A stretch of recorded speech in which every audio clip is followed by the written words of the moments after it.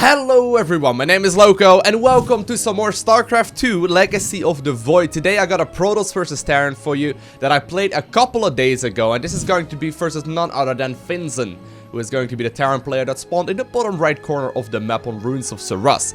Now, this match right here sums up relatively nicely what most of my Protoss versus Terran games have been like. As you may be aware, I have been playing a lot of random on a second account lately, and we're currently right around rank 25 in Master League or so. So we're facing relatively high level people, and Vincent definitely played pretty solid as well. But one of the strategies that I have been going for is mass Adept.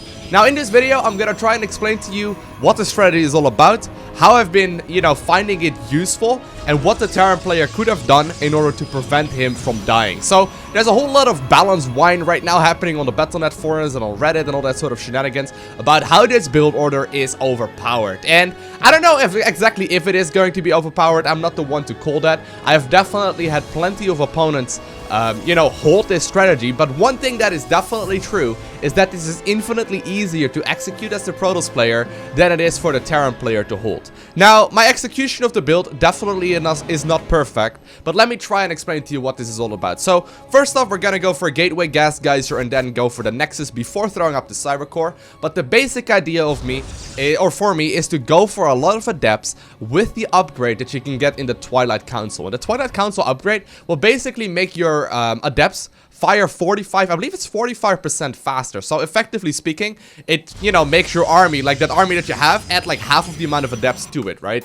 With less surface area. Like, it's an extremely powerful upgrade, and you can do a ton of damage to it, especially if your opponent is playing mech. Now, that's another point that I do also want to touch upon real quick, is that in most situations, it just simply isn't really viable for the Terran player to go ahead and play mech, just for the simple reason that it's not very powerful at the moment. Like, it did get nerfed kind of a lot in the recent times with Legacy of the Void, and it's just not a very popular strategy at the moment. So since most of the people are indeed playing Bio, the Adept unit is absolutely incredible. So, Adepts do bonus damage against light. And guess what? Marines are light units. Most of the time, Bio becomes significantly stronger the more upgrades it gets. So, like, the more of the upgrades you get out of the Engineering Bay, and then obviously Combat Shield and Stim Pack as well. And the more of the units you have. Like, it really groups up very nicely together, because you can basically get like a clump of Marine Marauder, have them all fire at once, and then stutter step them backwards. And therefore, usually speaking, they will become more powerful the more you have.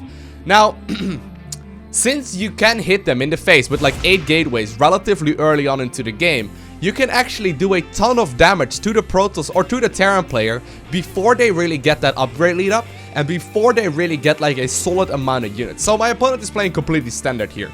He's going for, we'll go very quickly over the other builds that I'm getting in just a second, with the buildings that I'm getting. But he went for the quick expansion, going for the safe bunker here, following it up with double wreck. So no actual like third command center or any super greedy play for my opponent or anything like that. Now, I am getting the robotics facility at this point, and the main reason for the robotics facility is because I've been winging this build for the most part. Like, I don't actually know how to execute it in like the most efficient way. I found out very quickly that if your opponent goes for Widow Mine drops, it is almost a guaranteed win if you don't have the robotics facility out and ready to go. So, robotics facility almost a mandatory thing, just to get 2 observers going, just to make sure you can do some scouting, and just to make sure you have detection in case your opponent doesn't indeed go for Widow Mines, which happens in a lot of the games. So in this specific game, I am following it up very shortly with the Twilight Council. The Twilight Council is going down right now, and I'm gonna start getting a couple of observers. There's really no need for me to actually go ahead and, chrono boost those out or whatever. I'm also not chrono boosting anything else than probes. I want to make sure I get an economy going. Now that we have gotten close to hitting full saturation right here in the natural, I'm gonna start adding on a lot of gateways. We finally have the minerals to do so, and I can actually use the leftover minerals to add on up to about 8 gateways. So I think in this game I either get 7 or 8. Most of the time, either 7 or 8 is a good amount. It depends on the upgrades that you've been getting and where you've been spending your chrono boost. And I am gonna follow this up with 2 more gases here as well. Now, here's the upgrade that makes this all possible. I don't even know what it's called. Something glaives. I don't even know what it's called. Anyways, it doesn't show up when I hover over it. But basically what happens is that the Adepts become infinitely more powerful. And as long as I make sure that I push out at the correct time, this will be an extremely powerful push for me. So, the one thing you can also get out of the robotics facility, which is why I'm opting for the robotics facility and not the not the Oracle play, for example, is the fact that you can get a Warp Prism. And Warp Prism obviously allow you to warp in on the other side of the map with relative ease. Now, I'm looking ahead right here. Looks like my opponent is expecting some sort of Oracle play, but he has not scanned my base whatsoever. He doesn't know anything of what is going on at this point in time. Now, what my opponent could be doing at this point, for example, is just to throw up one scan in my main base. One scan in my main would basically reveal my entire strategy, and he could put up multiple bunkers or something like that. He also hasn't moved out anything earlier on this game, I guess because he saw one Adept, but I've been playing relatively aggressive in Terran versus Protoss, and it seems like most of the Protoss players are cutting a lot of corners, and, you know, forcing them to use that Mothership Core energy can actually be extremely useful.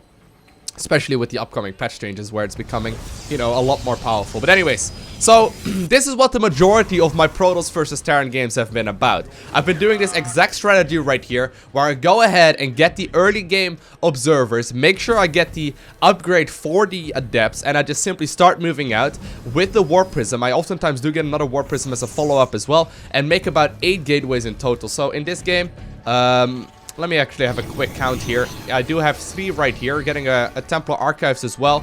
And I have, yeah, I got 7 gateways in this specific match. So, in this case, what I actually do want to follow this up with, and the reason why I'm getting the double gas and the natural, not the perfect execution for this build, actually. But what I've been trying and experimenting with, sort of, is just a change into Archons as well, just because they deal so extremely well with everything else Terran. And here we go.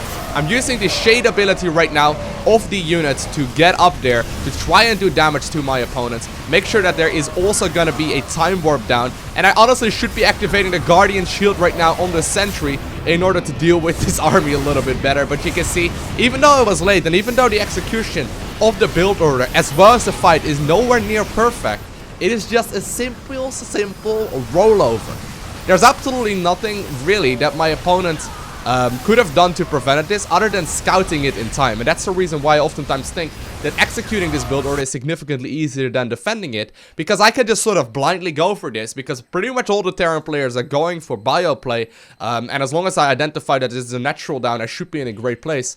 But as a Terran player, you do need to make sure you scan and you figure out what is going on. You cannot just go ahead and throw up the blind command center. I guess he scanned relatively, you know, late into the game where he did, or early into the game where he did see the robotics facility, or I guess he may have seen it with the Reaper earlier, but either way, he doesn't really know a whole lot about what is going on in my base. And if you then blindly throw up the 3rd command center, which is, by the way, something I see 99% of the Terran players do, it is just simply a rollover. So, Adepts, pretty good unit, pretty fun to mess around with. I cannot tell you whether or not it's imbalanced, because there's plenty of Terran players that can't stop this.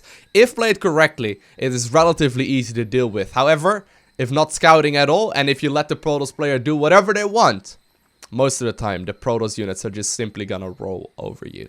I hope you enjoyed watching this video. If you haven't already, make sure you hit the subscribe button down below so you get a notification as soon as I upload more StarCraft 2 content. And I want to thank y'all for watching. Have an amazing day. Do not forget to smile, and I'll see you in the next one. Bye!